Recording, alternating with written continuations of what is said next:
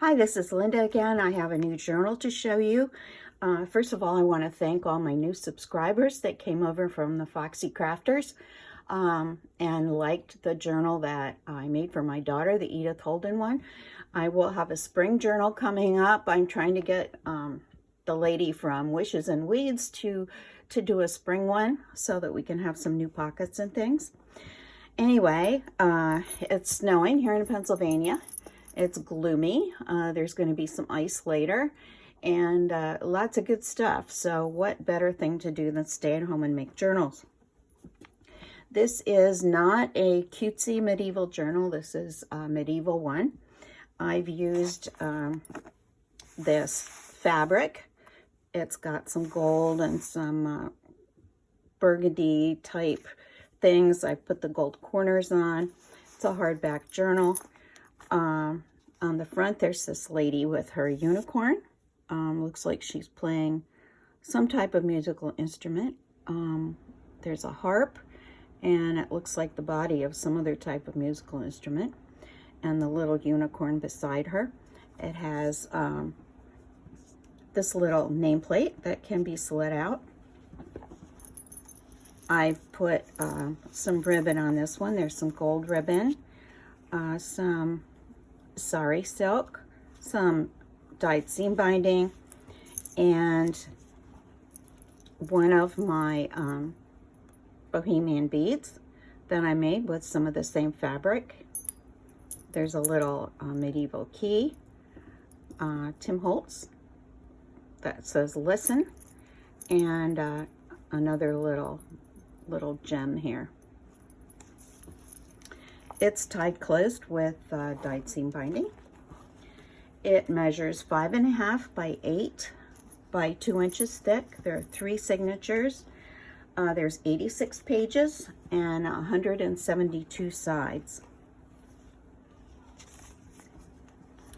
I put some of my research here. I got some information from the public domain website. Here is a book plate. I've used more of this fabric for pockets, and I've used a lot of sari silk and this Italian paper, and I've made a lot of tags.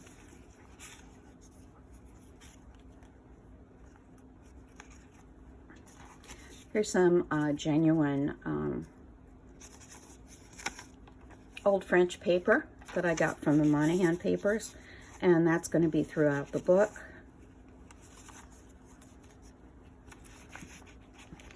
Here's a narwhal. Here's an old postcard. A unicorn skeleton and the horn. There was Nordic seamen who captured these narwhals, and they harvested the horns and sold them as unicorn horns.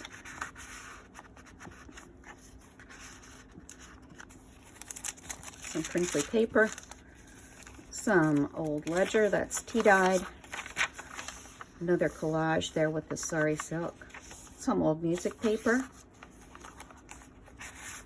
There's some more of this French receipt paper. It's pretty fragile, so I just included it. You can tear it up or use it for enhancing in this journal. There's a tag. There's another narwhal.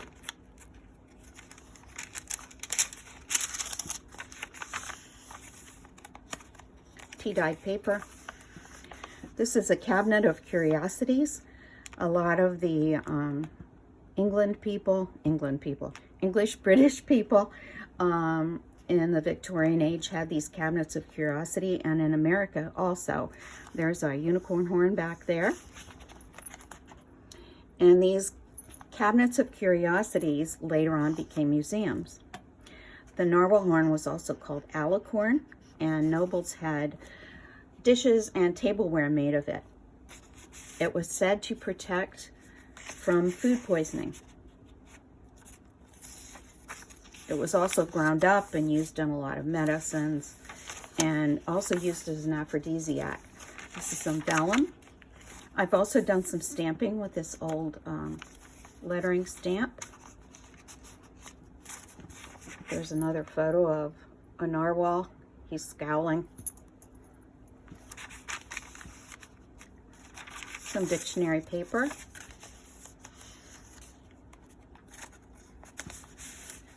Here's an envelope. This is from, I believe, Tracy Fox envelopes.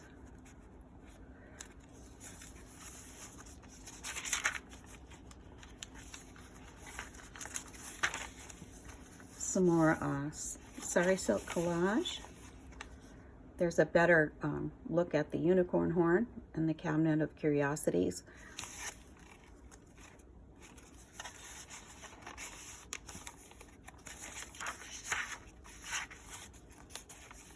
Old book pages. Also, they use rhinoceros horns. And the perpetrators of the narwhal horn as the horn of the unicorns were northern hunters and traders. I did say that. There's another tag.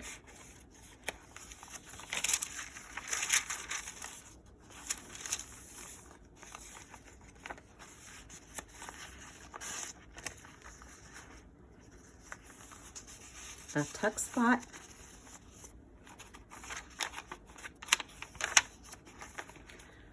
Here's a bag. This has got a lot of space to put things in it. There's a illuminated manuscript print. Another little tag.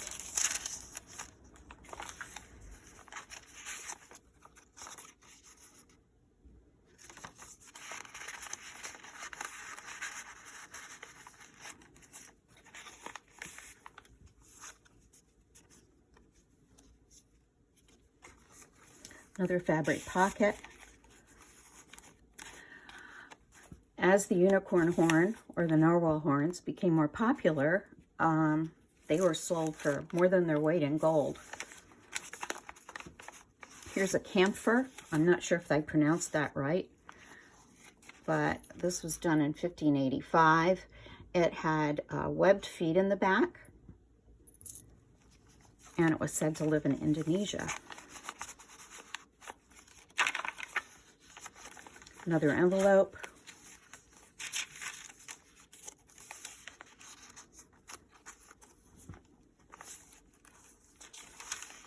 Oh, this is a tuck space back here. There's just some tea-dyed paper in there for extra writing.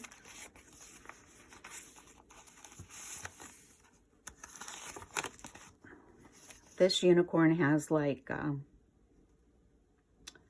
almost horse's hooves, but they're split. Another tag. Some old book page.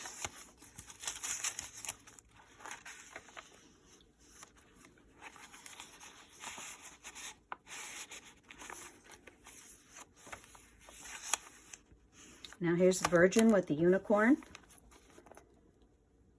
It's getting a little bit later now, and people are starting to have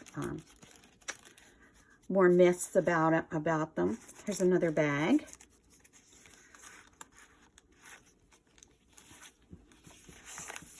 Here is a Chinese unicorn. This one has two horns. And this is known as the Quilin, Q-I-L-I-N.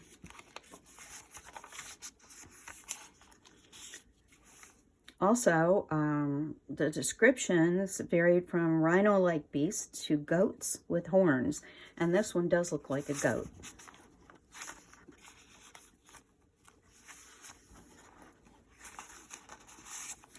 Here's another photograph. This is similar to the other one, except this one has the whole neck is covered with fur, and this one has webbed feet in the back.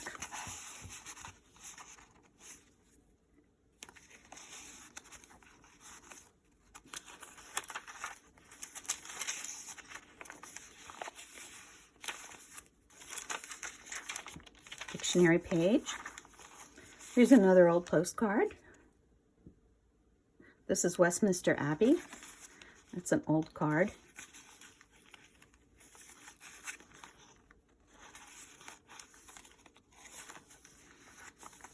And here's the unicorn with the Virgin again.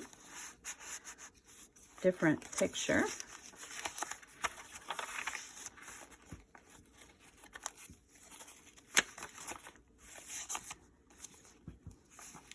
And this unicorn, they're dressing up in medieval finery. I made some ruffles here out of the sari. If you look, you can see all the richness. I wanted it to look like medieval tapestry.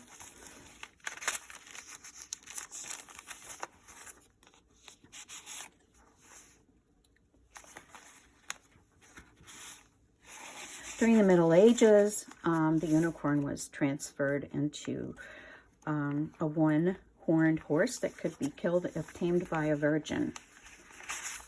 Another envelope here.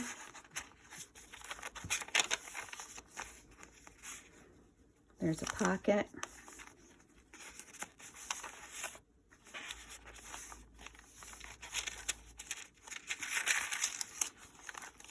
Some more of that old French paper.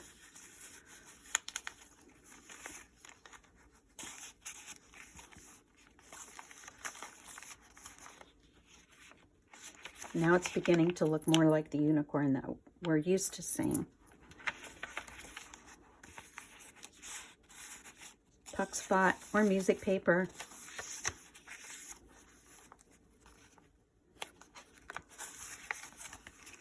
And this is from the unicorn tapestries, where they trapped the unicorn and they wounded it, but then it appears later whole and in a fence. This is from the unicorn tapestries, and they are in the Metropolitan Museum of Art, Cloisters. It's in Upper Manhattan. I just added some more of this Italian paper here because I had it left, so I thought you could use it. And there's a monastery up there, and it's beautiful. And the tapestries are phenomenal. Another Chapel of Henry VII at Westminster Abbey. And another bag.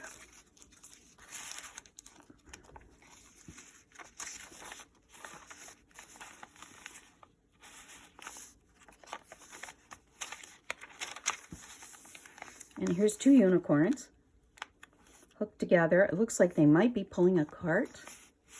Not sure. Some more of this old French paper.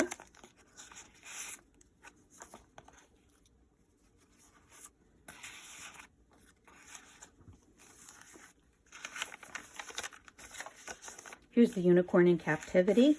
After the hunters killed it, it came back to life, and it was trapped here.